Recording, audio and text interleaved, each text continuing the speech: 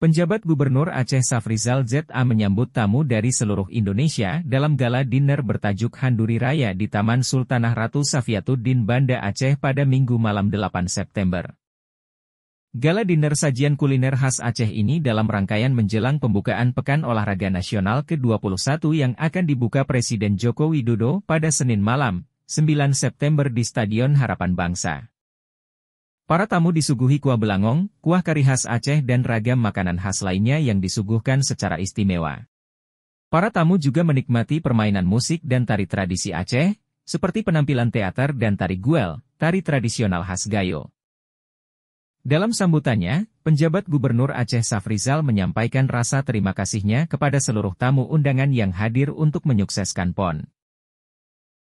Tim Liputan Aceh Video.